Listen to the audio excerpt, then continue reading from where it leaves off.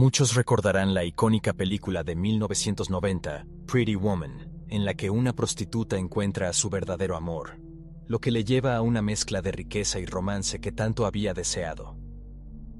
La historia termina como una bella historia de amor con final feliz, que insta a los espectadores a pasar por alto los cotilleos y los estereotipos. Sin embargo, la historia real de Pretty Woman, ambientada en Sacramento, California, se desvía significativamente de la representación idealizada de la película. Las figuras centrales de este drama real eran Orville Fleming y Sarah Douglas. Orville, un jefe de bomberos de 54 años que gana unos $130,000 al año, conoció a Sarah a través de un servicio de acompañantes por internet y quedó cautivado por su belleza. Este encuentro inicial marcó el comienzo de una tumultuosa relación que rápidamente evolucionó hacia la tragedia. Sarah Douglas, nacida en 1987 en el seno de una familia numerosa y armoniosa de Sacramento, California, disfrutó de una educación solidaria con 5 hermanos. La familia vivía en un ambiente cordial, que fomentaba fuertes lazos entre sus miembros. Desde niña, Sarah era conocida por sus padres como una chica dulce, sociable y alegre. Sin embargo, al entrar en la adolescencia, su carácter sufrió una importante transformación. Se relacionó con un grupo de adolescentes problemáticos y empezó a pasar todo su tiempo libre con ellos. Este cambio en su círculo social la llevó a abandonar los estudios y a centrarse más en el entretenimiento que en la educación o el desarrollo personal. A los 19 años, Sarah inició su primera relación seria con un hombre llamado Nicholas. En 2007, cuando tenía 20 años, Sarah se quedó embarazada. Desgraciadamente, en ese momento su relación ya empezaba a deteriorarse. Discutían con frecuencia incluso por las cuestiones más insignificantes y, a medida que avanzaba el embarazo, las tensiones aumentaban. La llegada de su hijo no contribuyó a mejorar su relación. De hecho, empeoró las cosas. Finalmente, la pareja decidió separarse. Nicolás se trasladó a una ciudad vecina, Santa Rosa, a unos 150 kilómetros de distancia, donde conoció a otra mujer y comenzó una nueva vida. A pesar de la ruptura, siguió involucrado en la vida de su hijo y compartió los derechos de custodia con Sarah. Mientras tanto, Sarah se encontraba en una situación difícil y abrumadora. Como joven madre soltera con un bebé, sin estudios y sin trabajo, luchaba por llegar a fin de mes. Sus padres estaban ocupados criando a sus propios hijos menores y no podían ofrecerle una ayuda significativa. Aún así, su madre y su hermana hicieron todo lo posible por ayudarla, aunque la presión económica seguía siendo fuerte. Con recursos limitados y sin una salida clara, Sarah se enfrentó a una decisión difícil. Sarah se enfrentaba a la imperiosa necesidad de asegurarse unos ingresos rápidamente. Finalmente, optó por convertirse en una de las mujeres que aparecían en el sitio web Escort Services. Atraída por la buena paga y el horario flexible, Sarah, ya conocida por su belleza y popularidad, empezó rápidamente a obtener unos ingresos sustanciales en su nueva profesión. Sin embargo, no era consciente de los riesgos inherentes. After several years in escort services, Sarah crossed paths with a man who seemed to embody her dreams of stability and security, Orville Fleming. She saw in him a chance to leave behind her job, find a reliable partner for herself and her son, and finally build a stable life. Blinded by her aspirations, she overlooked the potential dangers. Orville Fleming, born in 1958 in California, had led a seemingly exemplary life before meeting Sarah. For more than 3 decades, he had been a happy husband and father, dedicating himself to a successful career as a fire chief. His career spanned 24 years, including significant roles such as fire protection engineer at the California Department of Forestry and Fire Protection, where he ensured fire safety for Sacramento. Through his dedication and service, Orville earned respect and steadily climbed the ranks, eventually becoming battalion chief in 2012. Throughout his career, he maintained an impeccable reputation and resume. Fleming also worked as an instructor at a fire academy located in a neighboring city. In this role, he shared his invaluable experience and trained a new generation of firefighters. Thanks to his active career and flawless service, Fleming earned about $130,000 a year. This amount was more than sufficient to lead an independent and fairly affluent life. At the time of these events, the man had been married for over 30 years. All acquaintances and friends considered the Flemings an exemplary American family. The children were already grown, so the couple could afford to enjoy a comfortable and carefree life. But behind this family's outward prosperity lay Orville's dark secret. He spent a significant portion of his earnings on meetings with young escorts. Bored with family life, he sought excitement with young, beautiful women. Orville found them on dating and escort websites. That's how he met 24-year-old Sarah, who was 30 years his junior. Through intimate encounters with young women, the man found variety in his long-standing marriage. His wife was a modest woman, and it seemed he could only fulfill his hidden fantasies with escorts. After meeting the beautiful Sarah on the website, Orville arranged to meet her in person. She charged $300 an hour for each meeting. He liked her a lot. Their meetings became frequent. The young woman shared her struggles and problems with the fire chief. Fleming sympathized with her and even more. Gradually, he fell in love with her so deeply that he offered to help her and her child. Their relationship continued to blossom, and eventually, the man became infatuated with Sarah. He proposed that she leave his wife and start a new life together. Sarah agreed, and true to his word, Orville took action. There was an unpleasant conversation with his wife, and he left her and their 2 children to be with his lover from the escort agency. To ensure they could live peacefully, Orville bought a house in a quiet suburb near Sacramento. Sarah se alegró mucho y compartió la noticia con sus parientes, creyendo que su vida por fin mejoraba. Esperaba formar una familia de pleno derecho y prometió a Orville dejar para siempre el trabajo de escolta. Todo parecía ir bien, aunque sus familiares expresaron su preocupación por la gran diferencia de edad entre ellos. Sarah tenía 24 años y su nuevo compañero más del doble. A pesar de sus preocupaciones iniciales, la familia de Sarah apoyó su decisión, viendo a Orville como un hombre de familia ejemplar y respetable. Decidieron no ensombrecer la feliz ocasión con sus preocupaciones. El comienzo de su vida juntos parecía perfecto. Orville hizo todo lo posible para que su hogar fuera confortable, incluyendo espacio para los numerosos pájaros que Sarah adoraba desde la infancia. Dejó de verdad su trabajo en la agencia de acompañantes y abrazó la vida como ama de casa en una familia americana. Parecía un cuento de hadas. Una vida perfecta, un hogar perfecto. Sarah soñaba con consolidar aún más su relación casándose con Orville, y sus esperanzas parecían hacerse realidad cuando él le regaló un costoso anillo de compromiso adornado con un gran diamante. Ella aceptó encantada la propuesta, pero la felicidad hollywoodiense de la mujer bonita no duró mucho, ya que pronto se hizo evidente que Fleming era extremadamente celoso. Era posesivo e intentaba controlar a su nueva pareja de todas las formas posibles. Orville apenas dejaba que Sarah diera un paso sin exigirle cuentas de todos sus actos. Sabiendo que ella dependía totalmente de él económicamente, utilizó esta ventaja para atarla a él por completo. Esta dinámica continuó durante varios años hasta que Sarah finalmente perdió la paciencia. El hombre, 30 años mayor que ella, mostraba un comportamiento obsesivo y estaba consumido por la necesidad de controlarla. Independientemente de con quién se encontrara o hablara en la calle, despertaba sospechas y daba lugar a discusiones. Además, había constantes conflictos con Megan, la mujer de Orville. Legalmente, Megan seguía siendo la esposa de Orville, y aunque él había solicitado el divorcio, el proceso era lento, lo que daba a Megan tiempo de sobra para presionarle. De un modo u otro, la paciencia de Sarah empezaba a agotarse. A principios de 2014, la situación había llegado a su punto de ruptura. Megan llamaba con frecuencia e insistencia a su marido, exigiéndole que saldara sus deudas y le diera más dinero. Estaba especialmente indignada por la parte de sus gastos destinada a servicios de acompañantes, en los que Orville había despilfarrado una importante cantidad de dinero. Este acoso constante a menudo hacía llorar a Sarah. Para entonces, la relación entre Sarah y Orville se había deteriorado por completo. Sarah pasaba cada vez más tiempo en casa de su madre y su hermana. Un día, durante una conversación, les confió que quería poner fin a su relación con Orville debido a todos los problemas acumulados.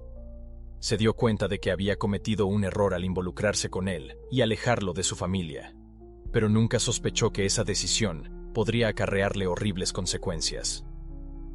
El miércoles 30 de abril de 2014 empezó como cualquier otro día. Sarah había enviado a su hijo a pasar unos días con su padre biológico y decidió pasar la tarde con su madre y su hermana.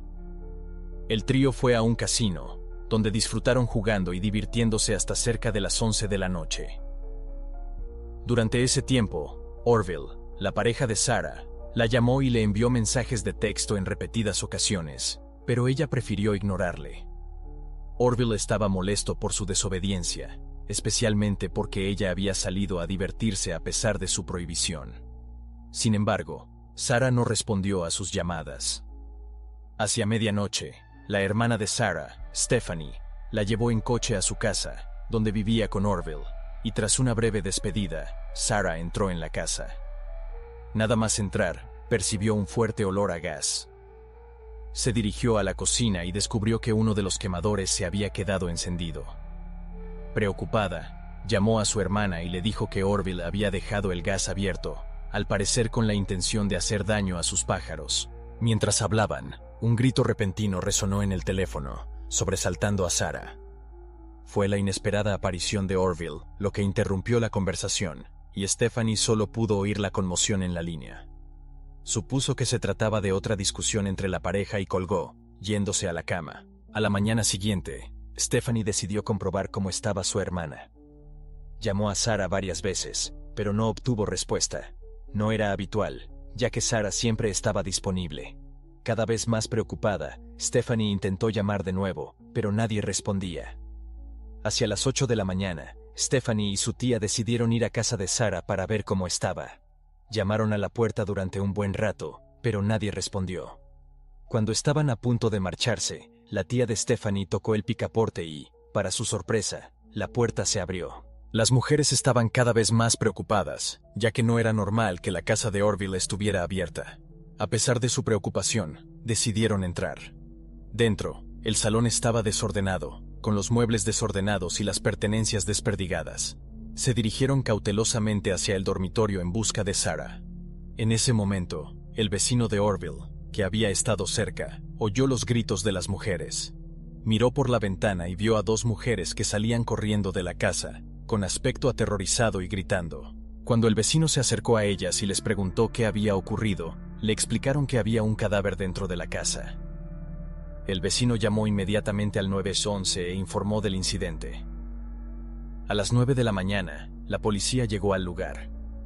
Varios agentes trataron de calmar a los testigos y recabar información, mientras otros entraban en la casa para investigar. Cuando se dirigieron al dormitorio, los agentes observaron signos evidentes de lucha. Al entrar en el dormitorio, descubrieron el cuerpo sin vida de una mujer joven tumbada boca abajo en el suelo. No presentaba signos de vida. El cuerpo y el cuello presentaban heridas de arma blanca, y una sábana le rodeaba la garganta. La cama y las paredes estaban salpicadas de sangre.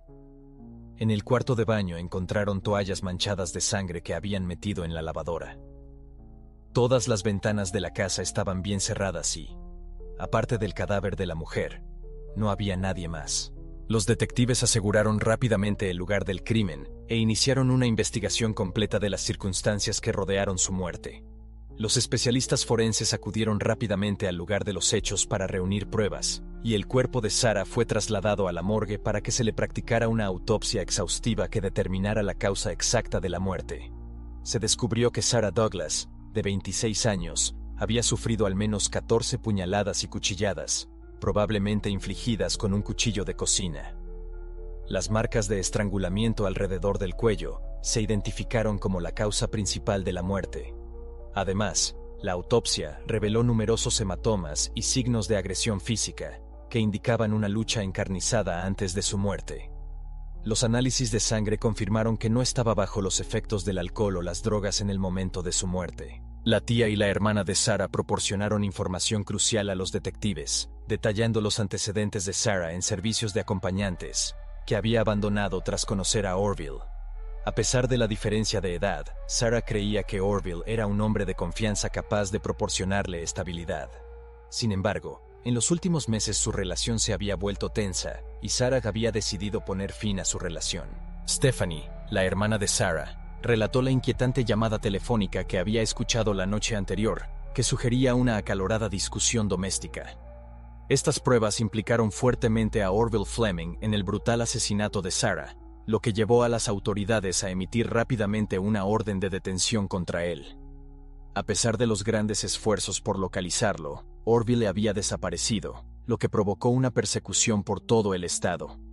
Su vehículo de servicio fue descubierto abandonado cerca de su casa, pero no había más pistas sobre su paradero. Las autoridades intensificaron sus esfuerzos, recopilando información detallada sobre Orville Fleming y distribuyendo carteles de búsqueda. Dada la naturaleza del delito y la desaparición de Orville, se le consideró altamente peligroso, lo que aumentó la preocupación pública y la urgencia policial por llevarlo ante la justicia. Los registros revelaron que Fleming poseía 2 armas de fuego, ninguna de las cuales se encontró en su vehículo ni en la escena del crimen. Se supuso que se las había llevado consigo, posiblemente con la intención de resistirse a la detención. En consecuencia, se advirtió a la población de que se mantuviera alerta y denunciara a cualquier persona sospechosa. Al mismo tiempo, se instó a la gente a actuar con cautela y evitar cualquier enfrentamiento con el hombre buscado, considerado armado y extremadamente peligroso. La operación de búsqueda duró más de 2 días, durante los cuales los familiares y conocidos de Sarah se reunieron cerca de la casa en la que había vivido. Siguieron de cerca las labores de búsqueda en tiempo real, a la espera de cualquier novedad. Muchos habían acudido para honrar la memoria de la víctima de violencia doméstica, una pérdida que les había afectado profundamente.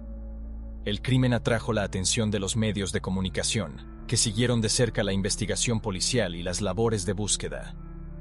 Aunque la publicidad ayudó a acelerar la búsqueda del autor, también alimentó los rumores y sometió a los familiares de Sarah a un excesivo escrutinio público, lo que hizo aún más difícil de soportar su ya dolorosa experiencia. Mientras tanto, los colegas de Orville también estaban conmocionados por el incidente. Para ellos, siempre había sido una persona positiva y amable, un profesional experimentado con una reputación intachable que había demostrado repetidamente su integridad a lo largo de su carrera. Sin embargo, los hechos eran innegables.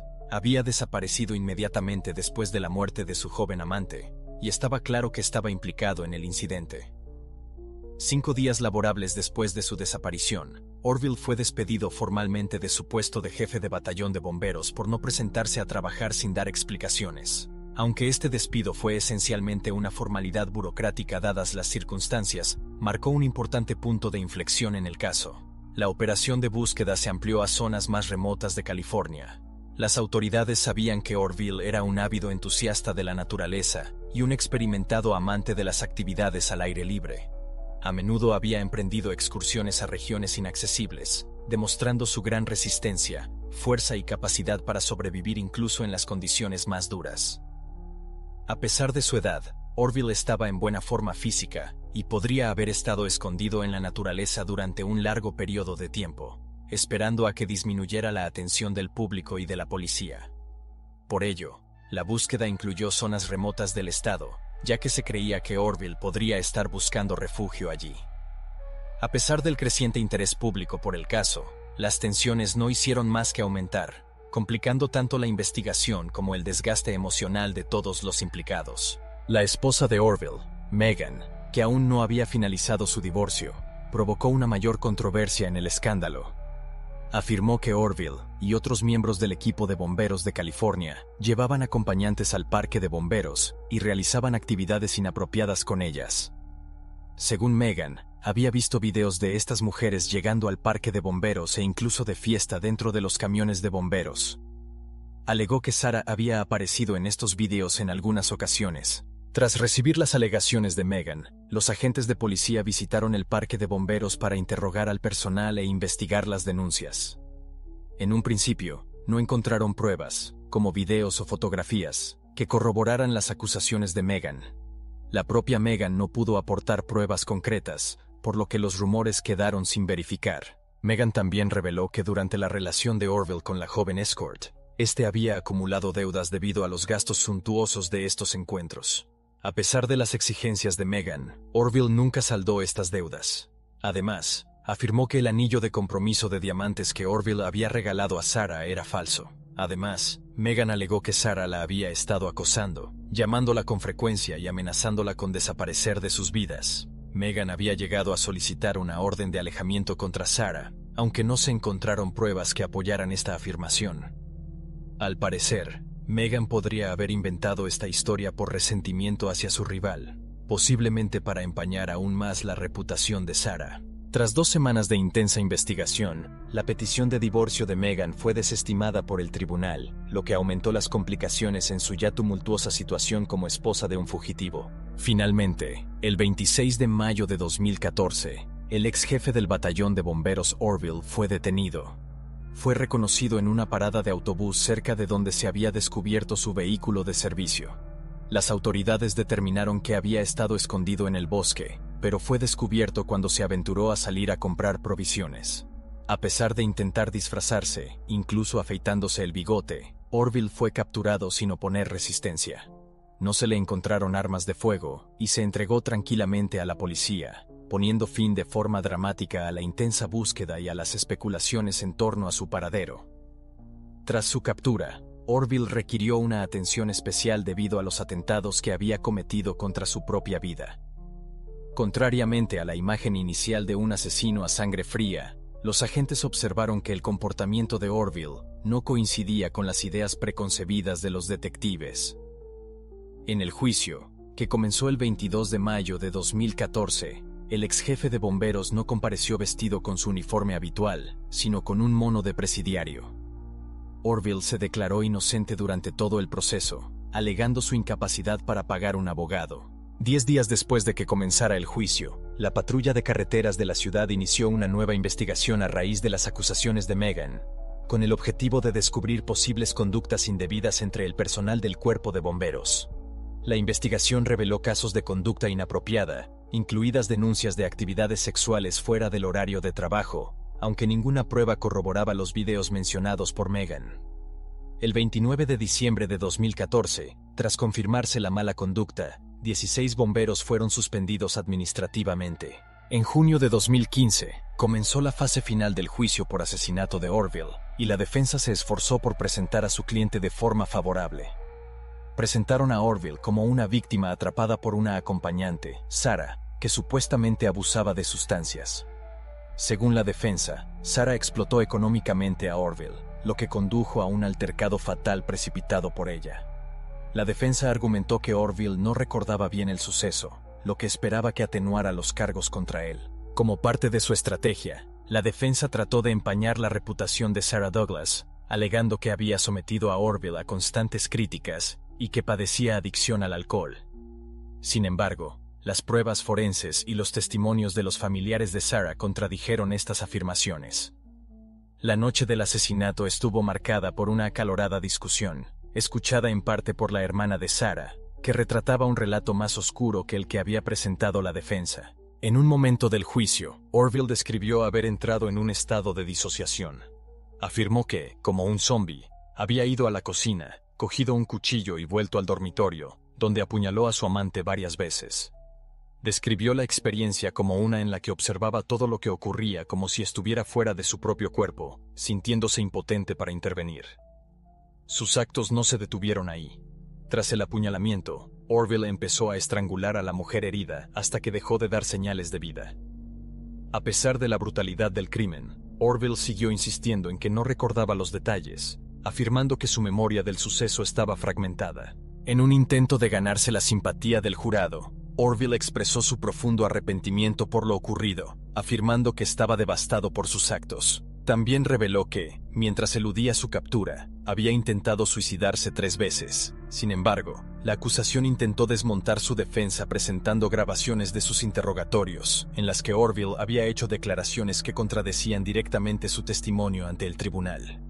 Esta incoherencia dañó gravemente su credibilidad y permitió a la fiscalía seguir adelante con los cargos de asesinato en primer grado. El 24 de junio de 2015, solo 2 días después de los alegatos finales y 2 días antes de su cumpleaños, Orville Fleming fue declarado culpable de asesinato en segundo grado. Fue condenado a cadena perpetua.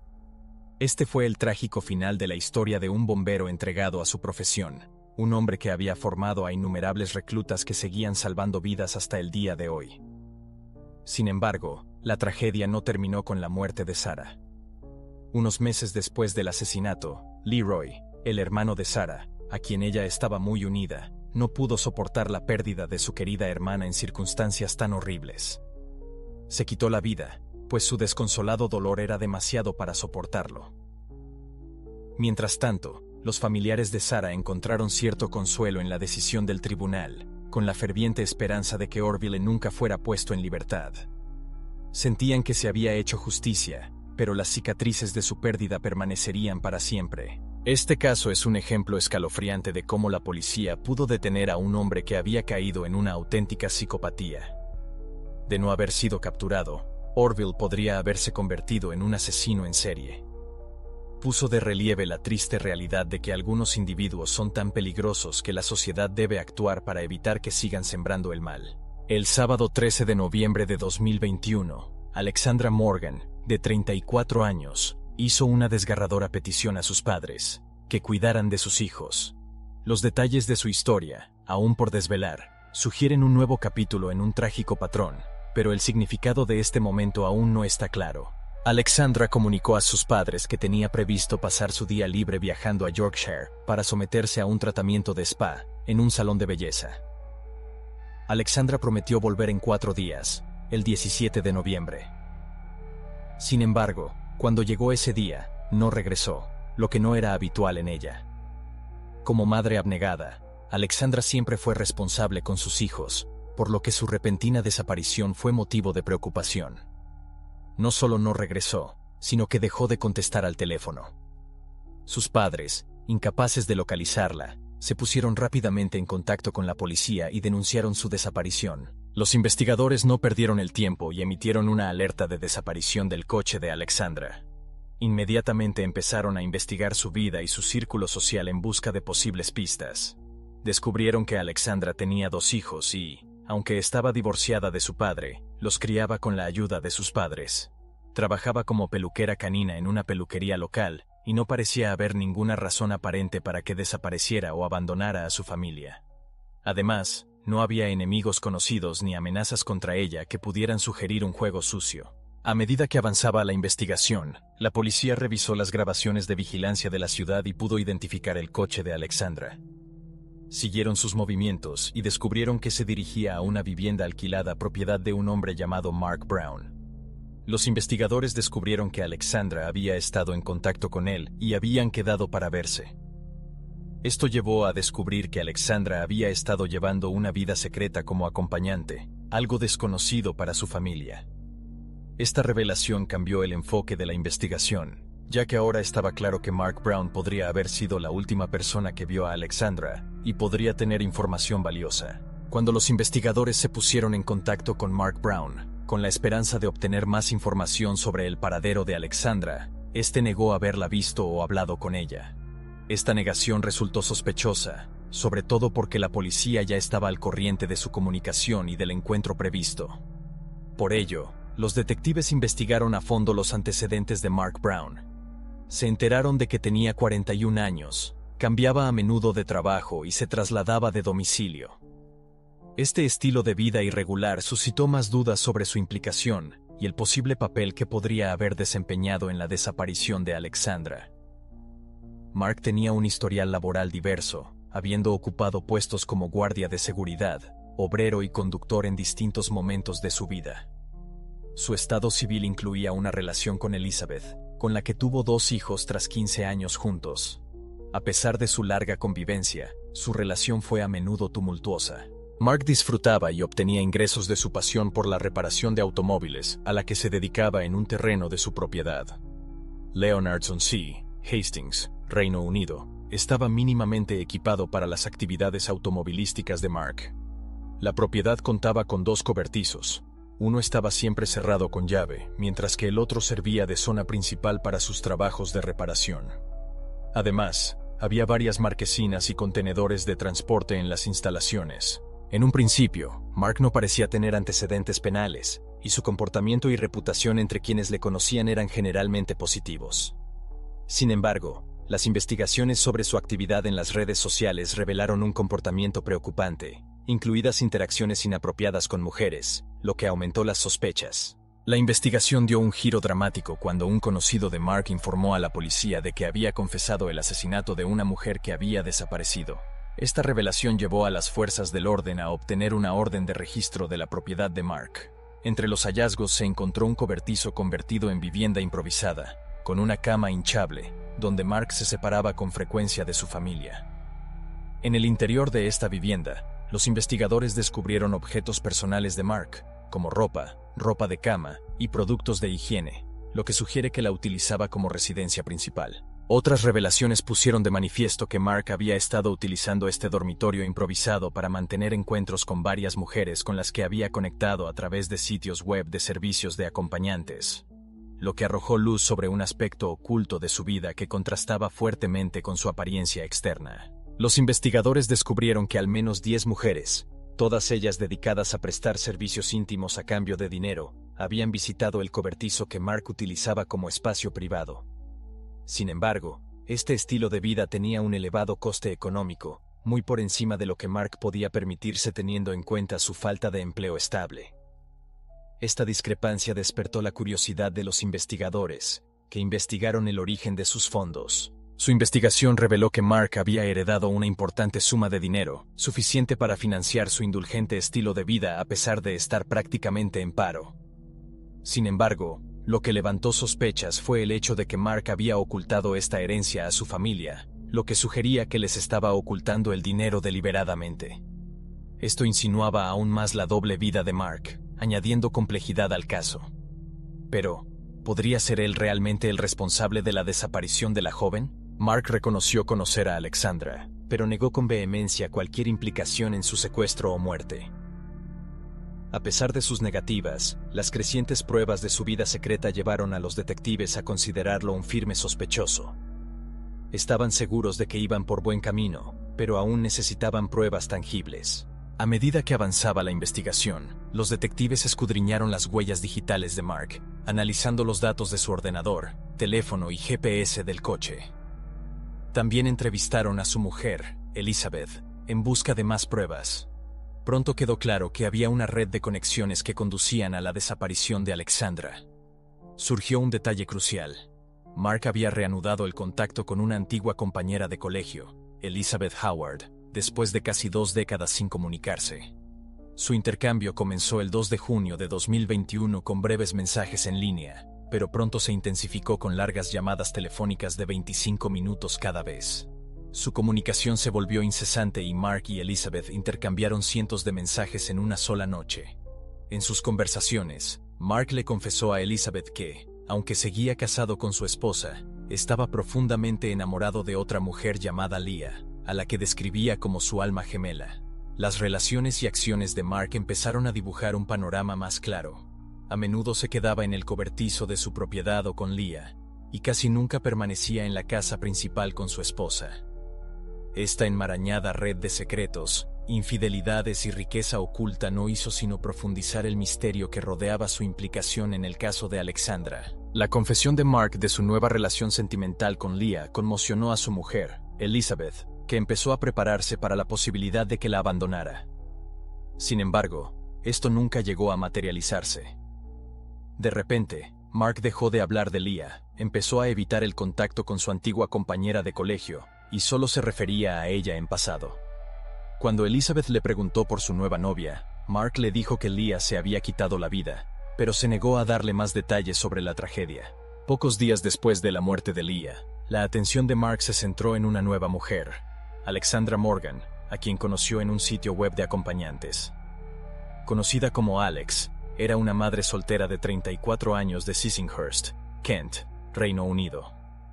Mark quedó inmediatamente cautivado por ella y empezó a buscar más información sobre ella en Internet. Descubrió su dirección y se enteró de varios detalles personales sobre su vida. A mediados de junio, los dos se comunicaban y Mark concertó una cita con ella.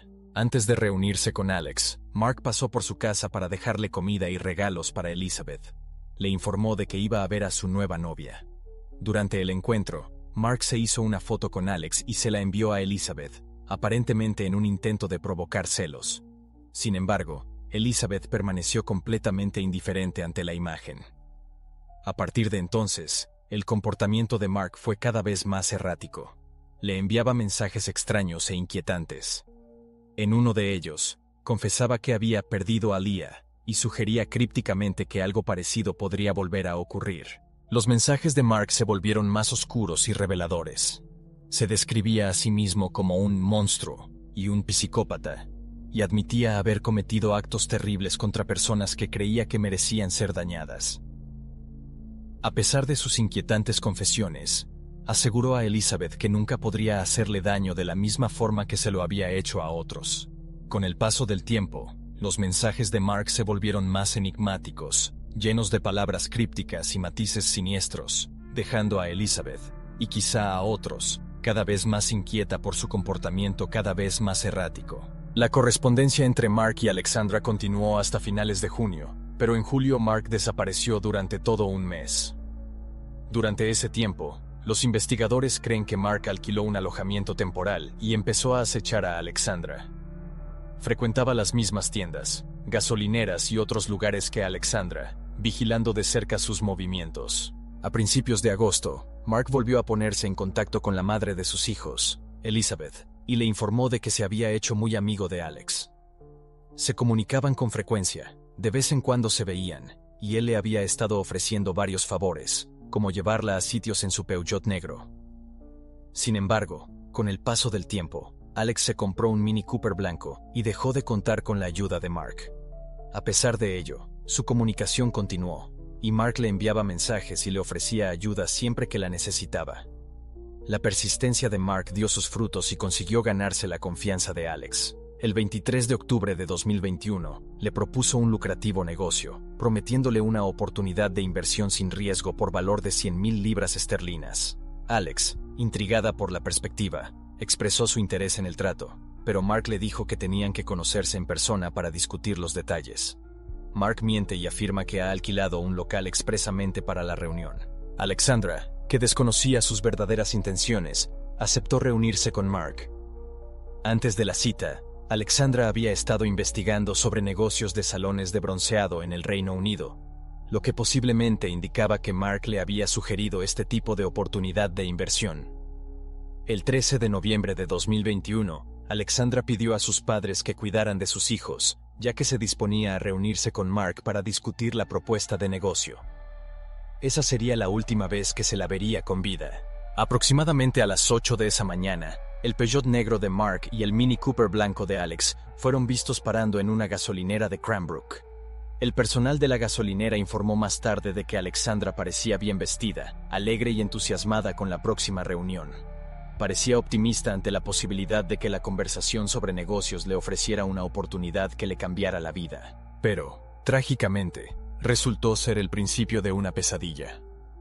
Hacia las 8 de la mañana, después de repostar, los coches de Mark y Alex se dirigieron a su finca alquilada. En cuanto los vehículos giraron por el camino de tierra, ambos dispositivos móviles se desconectaron casi de inmediato. Esto hizo que desaparecieran completamente del radar, y ninguno de los dos dispositivos volvió a conectarse a la red. Esa noche, Mark intentó enviar una foto del hijo de Alex a su mujer, Elizabeth. Sin embargo, la foto nunca llegó a su destino. No está claro qué pretendía conseguir Mark con esta acción, una de las muchas extrañas acciones que los investigadores irían reconstruyendo paso a paso. Más tarde, hacia las 11 de la noche, Mark fue a una gasolinera y compró 5 litros de gasóleo. Sin embargo, no tenía intención de repostar su furgoneta. Según la policía, utilizó el combustible para quemar a Alex. El Mini Cooper blanco, que Alex había comprado recientemente, salió de la finca a las 11:30 de la noche en dirección al domicilio de Alex, que Mark conocía. Estos movimientos fueron rastreados utilizando el GPS del coche y el teléfono móvil de Brown, que empezó a hacer ping a lo largo de la ruta del vehículo. Resultó evidente que Mark conducía el Mini Cooper, o estaba dentro del vehículo durante el trayecto. En casa de Alex, el presunto asesino entró en su apartamento y lo registró. Probablemente buscaba pruebas de su comunicación e intentaba borrar cualquier rastro, como mensajes. Aproximadamente a la 1:43 de la madrugada, Mark regresó a la granja, pero volvió a marcharse casi inmediatamente, hacia las 2 de la madrugada. Al día siguiente, Mark se dirigió a su supervisor en la empresa de construcción y solicitó unos días libres.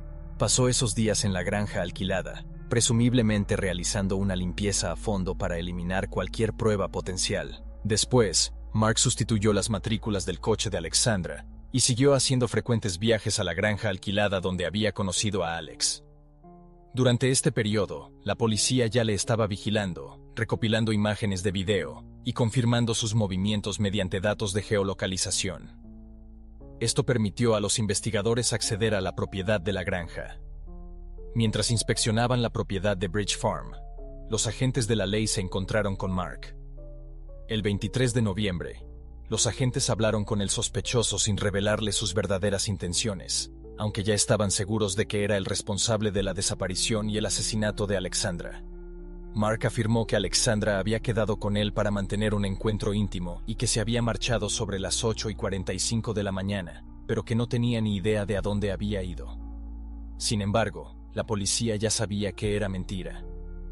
Los agentes le pidieron una muestra de ADN y huellas dactilares, que fueron enviadas al laboratorio para su análisis, y la investigación continuó. Al día siguiente, 24 de noviembre, Mark volvió a su trabajo en la empresa de construcción. Allí, sus compañeros empezaron a interrogarle sobre los rumores de su implicación en la desaparición de la mujer. Mark admitió que la policía había registrado la granja y se jactó de que podría estar implicado en un crimen horrible, que podría enviarle a prisión de por vida si encontraban algo, aunque evitó dar detalles. Estos rumores llegaron a oídos de su jefe, que llamó a Mark a su despacho para aclarar la situación. En una conversación privada, Mark confesó a su jefe que estaba implicado en 2 asesinatos y que sería encarcelado. También reveló que había metido las llaves del coche de Alexandra en una bolsa y las había dejado dentro de una de sus herramientas de trabajo. Los investigadores encontraron más tarde las llaves en el lugar que Mark había descrito. Tras la conversación con Mark, el supervisor se puso en contacto con la policía y les informó de las confesiones de Mark. El 25 de noviembre, Mark Brown, de 41 años, fue detenido como sospechoso del secuestro y asesinato de Alexandra Morgan. A pesar de su carácter hablador con los compañeros, Mark negó toda implicación en la desaparición de Alexandra durante todos los interrogatorios policiales posteriores. Fue interrogado 9 veces, pero no se obtuvo ninguna confesión. Lo negó todo. Sin embargo, empezaron a aparecer pruebas con cada registro y examen de la granja alquilada que realizaban los detectives. En el interior de un bidón metálico, que se había utilizado para desechar la ceniza de un incendio, se descubrieron restos humanos. Entre estos restos había una mandíbula carbonizada con dientes, y los expertos forenses confirmaron que pertenecían a la desaparecida Alexandra Morgan. Los investigadores empezaron a sospechar que Mark podría estar relacionado con otro crimen que había mencionado a sus colegas.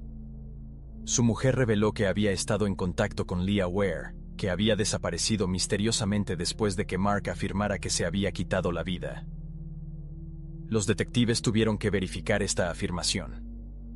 Descubrieron que, en efecto, Mark había mantenido una relación con Leah Ware, pero que, contrariamente a la historia de Mark, Leah no se había quitado la vida.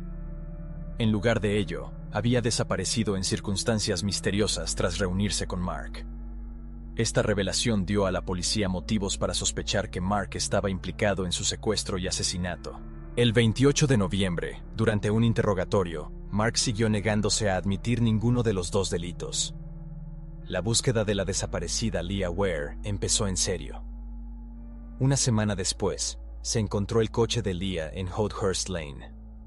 En el interior del vehículo se descubrieron pruebas de ADN vinculadas al sospechoso, lo que proporcionó más motivos para acusar a Mark. Sin embargo, los detectives no se detuvieron ahí y siguieron reuniendo más pruebas. Durante un registro de la furgoneta de Mark, se encontró un medicamento específico. Era una droga que ni Mark ni su familia podían haber consumido, y los investigadores determinaron rápidamente que la medicación estaba destinada a Leah. Hasta ese momento, el nombre de Leah no había formado parte de la investigación, y los detectives no conocían su identidad ni su paradero. Pero el descubrimiento de la medicación reforzó sus sospechas y añadió una nueva prueba que apuntaba a la implicación de Mark en su desaparición. La policía se enfrentó a la ardua tarea de identificar a Leah y determinar su paradero. Establecieron que Leah, de 32 años, había mantenido una relación con Mark hasta mayo de 2021. A partir de ese momento, cortó el contacto con su familia, incluidos sus 3 hijos, y dejó de utilizar su teléfono y sus tarjetas bancarias. Durante un registro posterior del apartamento de Alexandra, las autoridades descubrieron una pequeña caja perteneciente a su hijo, que contenía dinero de bolsillo. Dentro, los investigadores encontraron varias notas, una de las cuales mencionaba Bridge Farm. También recuperaron los códigos de acceso al teléfono de Alexandra y se incautaron del dispositivo para su posterior análisis. Al desbloquear el aparato, la policía tuvo acceso a la correspondencia entre Alexandra y Mark Brown. En ese momento, la desaparición se reclasificó como asesinato. El 5 de enero de 2022, Mark Brown se enfrentó a cargos adicionales, esta vez por el presunto asesinato de Leah Ware. Los agentes de la ley pasaron otros 2 días completando su investigación en la granja alquilada por el sospechoso los días 26 y 27 de enero. Durante los interrogatorios posteriores, realizados en marzo del mismo año, Mark optó por no hacer comentarios.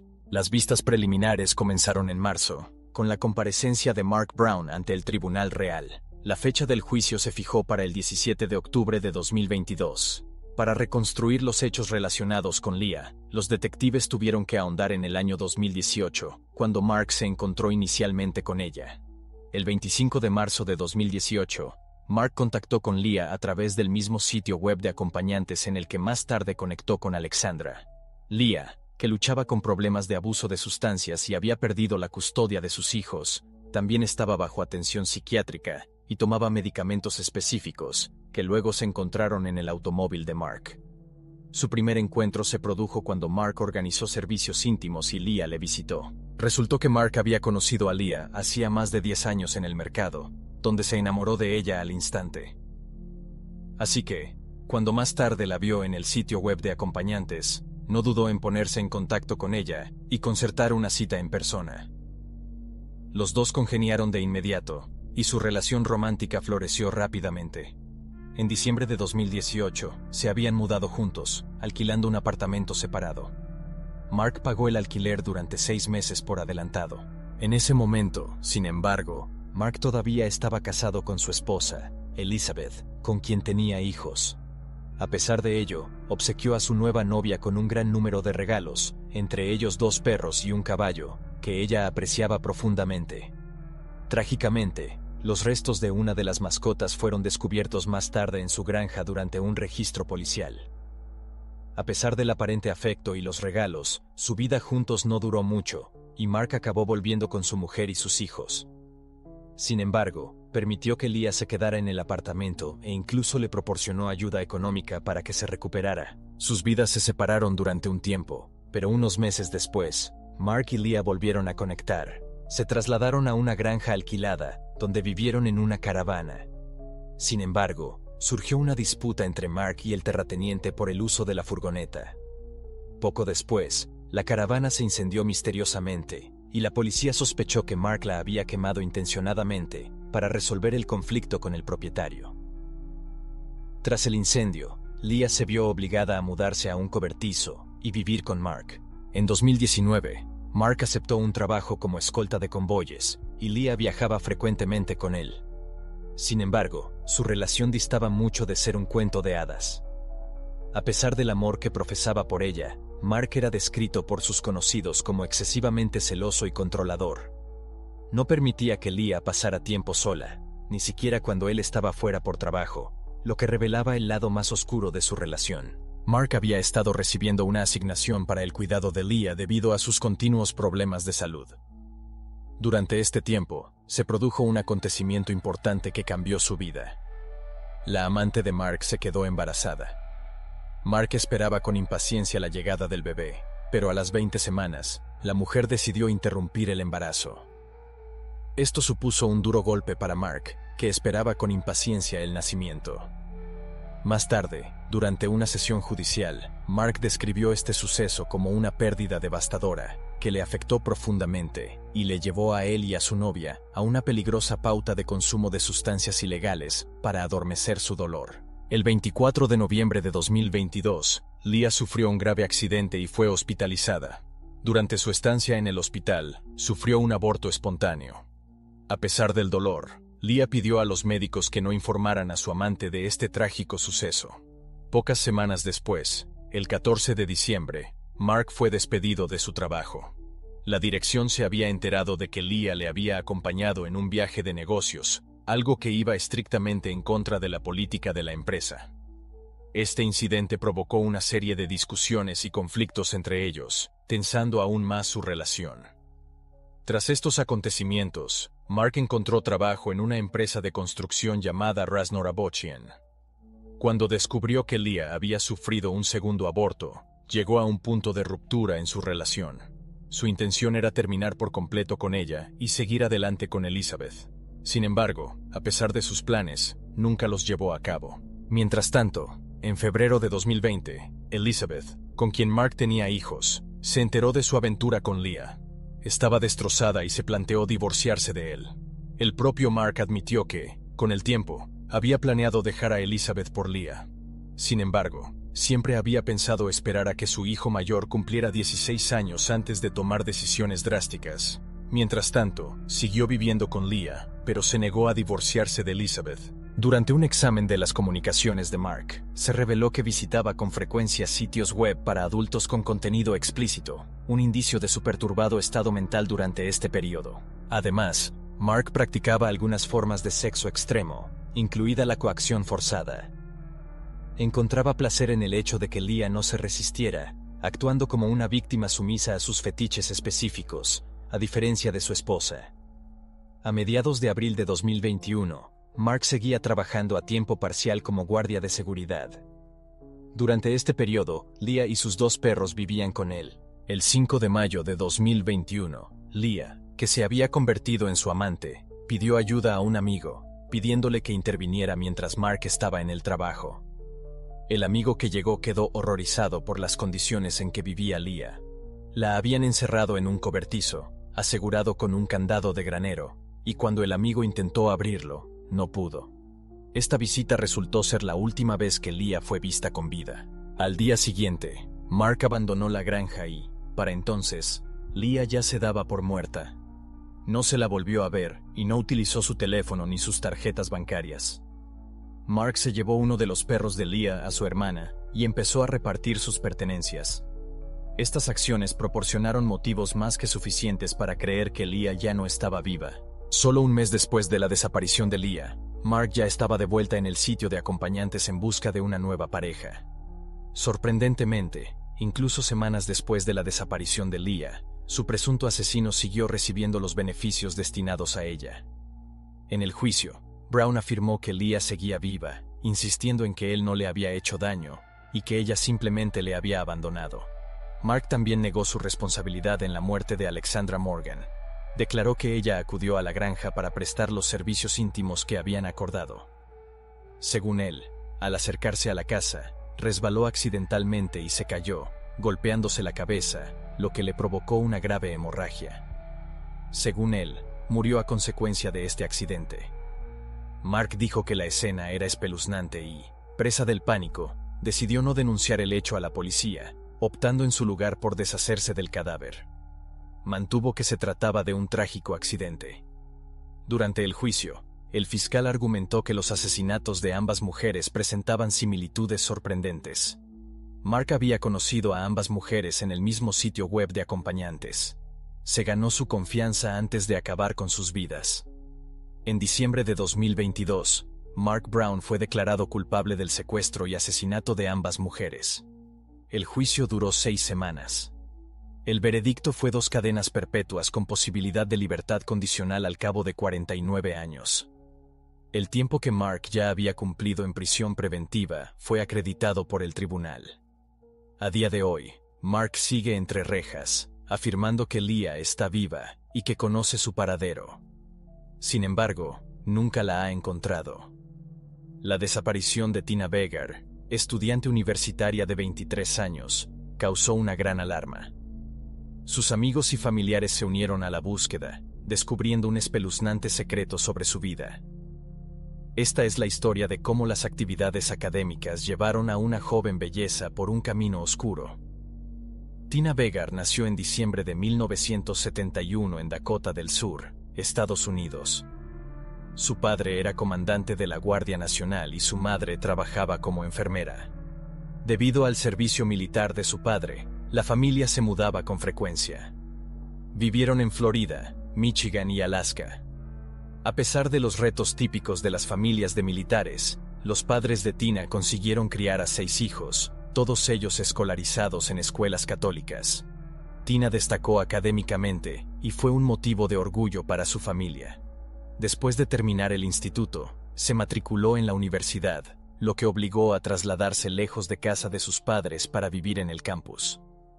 A mediados de 1995, Tina inició sus estudios de psicología con aspiraciones de ampliarlos en la escuela de posgrado. Su excelencia académica la llevó a ser seleccionada, junto con otras 7 personas, para un proyecto de los Centros para el Control y la Prevención de Enfermedades, CDC, centrado en la lucha contra el VIH. Este proyecto implicaba una amplia interacción con personas que vivían en la calle y con reclusos, muchos de los cuales se dedicaban al comercio sexual.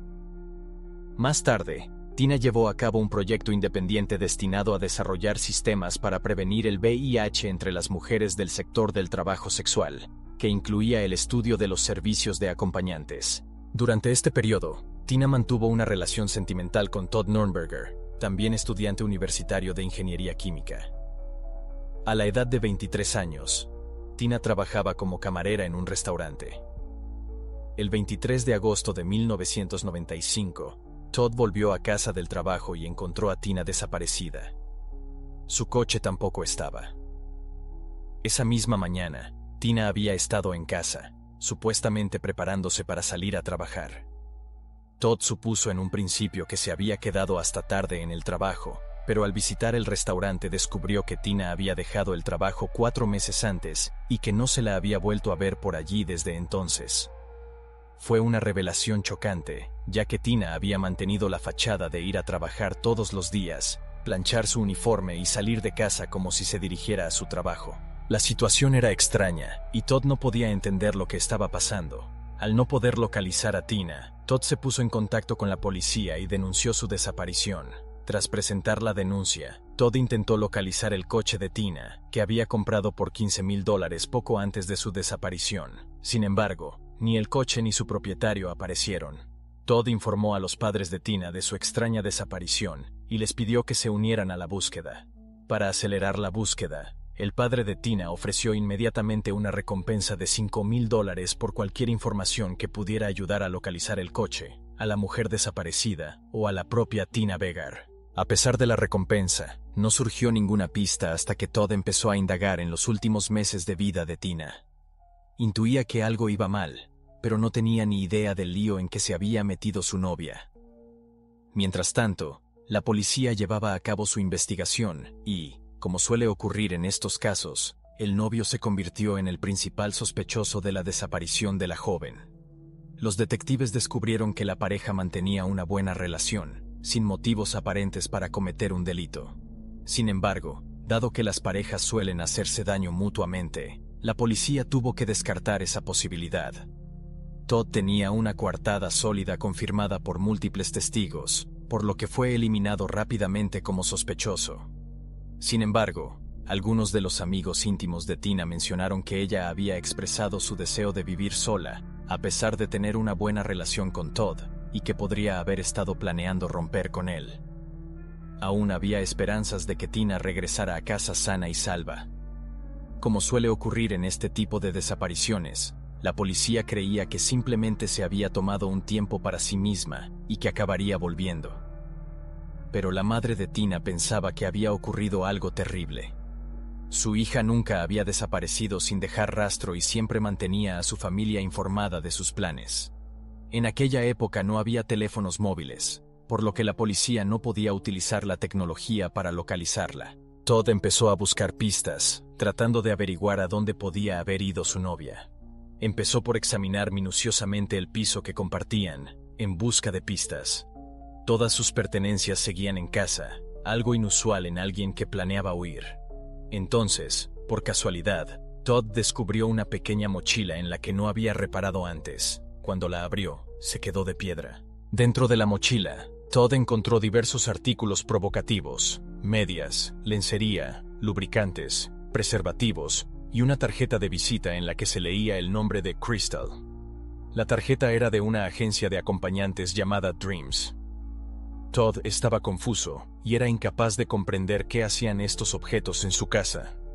No podía comprender cómo habían acabado allí y, lo que era más importante, por qué parecían pertenecer a Tina. La mochila no parecía suya y su contenido le resultaba extraño. En su desesperación por obtener respuestas, Todd decidió llamar al número que aparecía en la tarjeta de visita, con la esperanza de encontrar algo de claridad. Cuando preguntó por Tina, en la agencia le dijeron que no tenían a nadie llamada Tina trabajando para ellos. Sin embargo, cuando preguntó por Crystal, la descripción que la agencia le proporcionó parecía coincidir exactamente con el aspecto de Tina. Intrigado e inquieto, Todd se las arregló para conseguir una fotografía de una escort llamada Crystal y, para su sorpresa, la mujer de la foto era inconfundiblemente su novia. Esta revelación golpeó a Todd como un puñetazo en el estómago. Se quedó atónito, incapaz de comprender cómo podía ser cierto. Siempre había pensado en Tina como alguien que procedía de una familia respetable, alguien a quien no parecía faltarle el dinero y, lo que era más importante, alguien que nunca había dado muestras de llevar un estilo de vida semejante. El descubrimiento le sacudió profundamente y le hizo cuestionarse todo sobre su relación. Cuando el shock inicial empezó a remitir, Todd se encontró lidiando con una serie de especulaciones provocadoras. La familia de Tina, junto con algunos de sus compañeros de clase, especularon con la posibilidad de que Tina hubiera figurado como acompañante debido a su proyecto de investigación universitario. De hecho, en un momento dado, esa teoría parecía plausible. Sin embargo, con el paso del tiempo, quedó claro que el proyecto de investigación ya había concluido. Esto planteó preguntas aún más inquietantes sobre por qué Tina había seguido trabajando en el sector de las acompañantes después de su conclusión. A pesar de las continuas especulaciones, la verdad no tardó en salir a la luz. Se confirmó que Tina había trabajado como acompañante y se había registrado en varias agencias. El alcance de su trabajo era aún más sorprendente. Normalmente atendía a varios clientes al día, y este flujo constante de negocio le permitía obtener unos ingresos considerables. Tina cobraba $250 por sesión y, de esa cantidad, pagaba $100 como comisión a la agencia. Los representantes de la agencia informaron a Todd de que Tina era muy solicitada en el sector, e incluso algunos clientes se habían convertido en habituales, quedando con ella casi a diario. Investigaciones posteriores revelaron que había estado trabajando con al menos 2 agencias de acompañantes, a las que pagaba una parte de sus ingresos, a cambio de que le recomendaran clientes. Este acuerdo se había mantenido durante al menos un año, durante el cual Tina se había labrado una reputación como acompañante de alto nivel, llegando a alcanzar la categoría de VIP. A medida que aumentaba su clientela, empezó a reunirse con algunos de sus clientes por su cuenta, sin pasar por las agencias. Con esta nueva información, los detectives compilaron una extensa lista de posibles sospechosos que podrían haber estado relacionados con la desaparición de Tina. Decenas de hombres habían interactuado con ella bajo el nombre de Crystal, y todos ellos debían ser investigados. La policía empezó a indagar qué había llevado a esta joven, que antes se había centrado en la investigación académica y parecía tener un futuro brillante, a caer en ese estilo de vida. La respuesta, sin embargo, resultó ser más sencilla de lo que nadie esperaba. La familia de Tina tenía problemas económicos, y ella necesitaba encontrar la forma de pagar sus estudios universitarios. Solo el coste de la matrícula ascendía a unos $27,000 anuales, y su trabajo de camarera apenas le alcanzaba para cubrir sus gastos de manutención, por no hablar de sus estudios. Su situación financiera era desesperada, y, a pesar de sus esfuerzos, cada vez le resultaba más difícil llegar a fin de mes. El proyecto universitario de Tina, centrado en el trabajo de las chicas de compañía, también había influido en su decisión final de entrar en el sector. Mientras realizaba su investigación, Tina sintió curiosidad por el mundo que estaba estudiando y, al poco tiempo, decidió probar el trabajo ella misma. La recompensa económica que ofrecía era mucho mayor que la que podía ofrecerle su trabajo en un restaurante. Pero también había otras presiones. Tina tenía 5 hermanos, a los que sus padres mantenían, y no quería convertirse en una carga económica para una familia que ya estaba al límite. Prefería gestionar sus problemas financieros de forma independiente, negándose a aumentar los problemas de su familia. Poco antes de entrar en el sector de las acompañantes, Tina había tenido un accidente de coche. Su vehículo era vital para sus desplazamientos diarios a la universidad, que duraban unos 30 minutos en cada sentido. Para repararlo o sustituirlo, necesitaba más dinero. Vivir con su novio en una zona relativamente cara no hacía sino aumentar la presión financiera, ya que tenían que cubrir un alto coste de alquiler. Todos estos factores confluyeron, y Tina tomó la decisión de recurrir al trabajo de acompañante para cubrir sus necesidades económicas. También necesitaban fondos para la comida, las facturas de los servicios públicos y otros gastos que les costaba cubrir. A pesar de sus dificultades económicas, la pareja no se privaba de lujos. Con frecuencia salían a cenar, iban a discotecas y compraban ropa cara. Según los detectives, la razón más probable por la que Tina decidió dedicarse a este trabajo fue la simple necesidad de dinero. El día antes de su desaparición, Tina presentó una propuesta para llevar a cabo un estudio titulado Historias sexuales y prácticas de salud entre mujeres en servicios de acompañantes. Enumeraba a profesores universitarios como supervisores del proyecto, aunque ninguno de ellos había firmado el documento. Al final, Tina decidió llevar a cabo el estudio por su cuenta metiéndose en el papel de los sujetos a los que investigaba. Tras una breve investigación, los detectives descubrieron que Tina había planeado romper con su novio y marcharse a vivir sola. Esto le habría permitido dedicarse libremente a sus actividades sin esconderse de su pareja y, al mismo tiempo, reducir gastos para poder gastar sus ganancias únicamente en sí misma. Sin embargo, Todd no tenía ni idea de que su novia planeaba poner fin a su relación. La policía volvió a evaluar a Todd como posible sospechoso. Esta vez, tenía un motivo convincente. Al descubrir el lado oculto de la vida de Tina, podría haber perdido el control y haberla matado. Pero, como antes, las investigaciones le exoneraron de cualquier implicación. Esto seguía sin explicar la desaparición de Tina Begar. Los detectives accedieron entonces a su busca y a su agenda. Intentaron analizar su lista de clientes, sospechando que una de las personas que había contratado a Crystal podía estar implicada en su desaparición. La policía revisó minuciosamente todas las comunicaciones de Tina. Resultó que un número de teléfono se ponía en contacto con ella con más frecuencia que ningún otro. Los detectives llamaron al número y describieron la situación. El hombre se identificó como Ken Tranchida. Había nacido en 1953 en Detroit y tenía 42 años durante los hechos en cuestión. Ken creció en Southfield y tenía antecedentes como vagabundo y estafador, carecía de un trabajo estable y en ocasiones recurría a trabajos esporádicos para mantenerse. Los investigadores profundizaron en sus antecedentes tras una breve conversación y descubrieron un historial delictivo que incluía fraude fiscal, arrestos por allanamiento de morada y casos de estafa a clientes mediante planes fraudulentos, así como robo de ingresos en un lugar de trabajo. Aunque los antecedentes de Ken no indicaban violencia contra las mujeres, su dudoso pasado levantó sospechas. Durante las conversaciones con los detectives, Ken parecía nervioso y elegía cuidadosamente sus palabras. En el registro de su domicilio no se encontró nada incriminatorio, pero lo que llamó la atención de los investigadores fue el uso que hizo del coche de Tina. Ken explicó que Tina le había dejado el coche temporalmente, alegando que se habían enamorado a primera vista tras conocerse en un restaurante donde Tina había parado a comer. Su relación, afirmó Ken, evolucionó más allá de los servicios de escolta de Tina, que finalmente dejó de cobrarle, alegando su creciente implicación romántica. Según Ken, Tina tenía intención de dejar a su novio por él y abandonar su trabajo de acompañante. El día de su desaparición, Ken declaró que había llevado a Tina al aeropuerto, donde tenía previsto viajar a otra ciudad.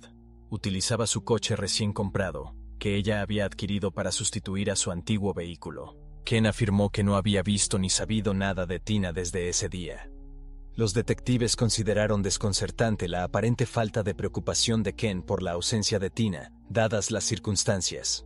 En general, la imagen de Ken como pareja sentimental de Tina no parecía ajustarse a las expectativas ni a los detalles que rodearon su desaparición, lo que dejó a los investigadores con más preguntas que respuestas en su búsqueda de la verdad.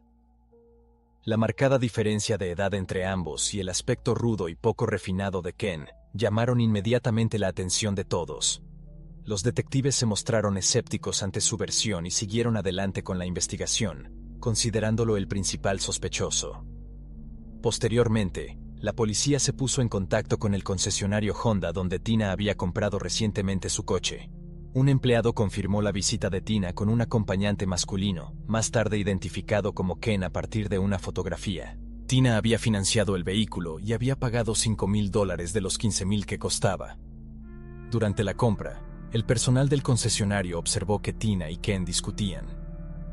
A pesar de que se les veía juntos, no parecían ser una pareja cariñosa. Tina insistió en que Ken cubriera todo el coste del coche, en lugar del pago inicial que ya había dado. Ken, sin embargo, se negó. El vendedor oyó que Ken había dado a Tina el dinero del anticipo, pero que ella esperaba que él cubriera todo el coste sin devolverlo. También se supo que Ken trabajaba en un lavadero de coches, un hombre de 42 años con un historial laboral inestable pero con talento para el engaño. Ken había convencido a Tina de su riqueza y propiedad, haciéndole creer incluso que era el dueño del lavadero de coches donde trabajaba, lo que le causó una profunda impresión. Tina veía a Ken como un benefactor en potencia que podía aliviar sus penurias económicas, lo que le recordaba a su película favorita, Pretty Woman, que reflejaba ese argumento. A pesar de sus casi 20 años de diferencia de edad, Ken se presentó ante Tina como un príncipe encantador capaz de ser su marido ideal y resolver todos sus problemas. Sin que ella lo supiera, sus promesas de estabilidad y prosperidad eran totalmente falsas. Sin embargo, las sospechas de los detectives se basaban principalmente en el uso que Ken hacía del coche de la mujer desaparecida, lo que les dejaba con más preguntas que respuestas sobre su implicación en la desaparición de Tina. Organizó una reunión con Ken con el pretexto de buscar la reconciliación y el entendimiento. El padre de Tina, experto en persuasión, esperaba obtener una confesión de Ken durante la conversación. Consciente de los riesgos, se acercó con cautela, manteniendo una fachada de calma mientras su corazón latía con ansiedad. Durante el encuentro, el padre de Tina dirigió hábilmente la conversación hacia los recuerdos de Tina y sus esperanzas comunes de que regresara sana y salva. Mientras hablaban, notó cambios sutiles en el comportamiento de Ken, vacilaciones, tics nerviosos, que delataban su agitación interior. Percibiendo una oportunidad, el padre de Tina insinuó sutilmente incoherencias en las declaraciones anteriores de Ken, tanteando suavemente las grietas de su fachada. Ken, sorprendido por la empatía y astucia del padre de Tina, empezó a desmoronarse. El peso de la culpa y la presión del engaño se hicieron demasiado pesados. En un momento de vulnerabilidad, confesó su implicación en la desaparición de Tina, con voz apenas por encima de un susurro, como liberándose de una carga que ya no podía soportar. El padre de Tina, manteniendo la compostura a pesar de su conmoción, grabó cuidadosamente la confesión de Ken. Con esta prueba decisiva en la mano, se puso rápidamente en contacto con las fuerzas del orden. Ken fue detenido una vez más, esta vez con una confesión que cambiaría el curso de la investigación. Al final, la paciencia, la empatía y el enfoque estratégico del padre de Tina resultaron decisivos. Su determinación por descubrir la verdad, unida a su inquebrantable amor por su hija, condujeron a la justicia para Tina y al cierre del caso para su afligida familia. Decidido a descubrir la verdad, el padre de Tina siguió esforzándose por ganarse la confianza de Ken. Pagó la fianza de Ken con la esperanza de acercarse al sospechoso y, en última instancia, obtener información útil sobre el paradero de su hija.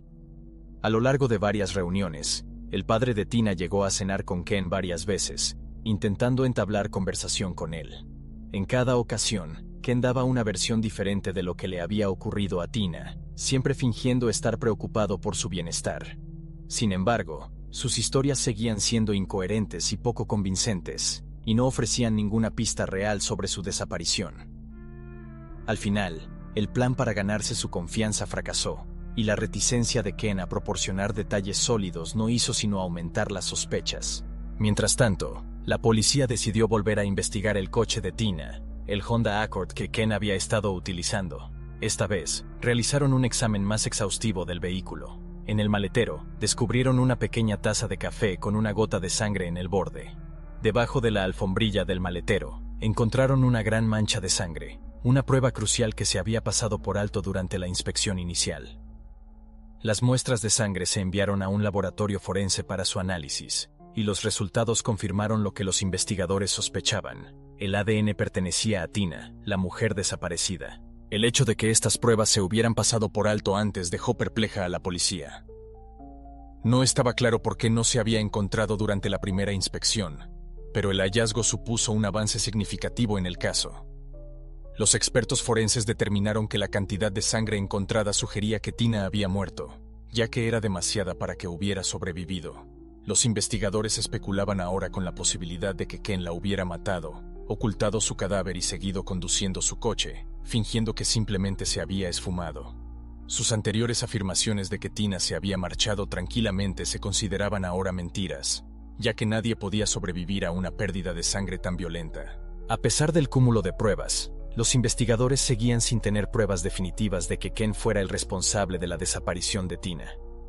Necesitaban encontrar su cuerpo, y fue entonces cuando llegó una ayuda inesperada. Uno de los familiares de Ken, su tía, aportó información crucial. Reveló que Ken poseía una propiedad que había estado abandonada durante algún tiempo.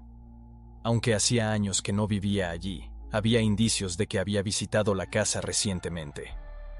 Esta nueva pista proporcionó a los investigadores una posible ubicación para buscar el cuerpo de Tina, ofreciendo un rayo de esperanza en lo que había sido una investigación frustrante y misteriosa.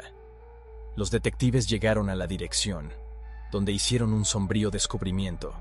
Un cuerpo humano había sido abandonado para que se descompusiera. La escena era escalofriante, y las manchas de sangre que había por toda la casa indicaban que la víctima había sido asesinada en otro lugar antes de ser trasladada a este lugar. El avanzado estado de descomposición dificultó a las autoridades precisar la causa exacta de la muerte, aunque sospecharon que la causa probable era el estrangulamiento. Los registros dentales confirmaron posteriormente que el cadáver pertenecía a Tina Vegar.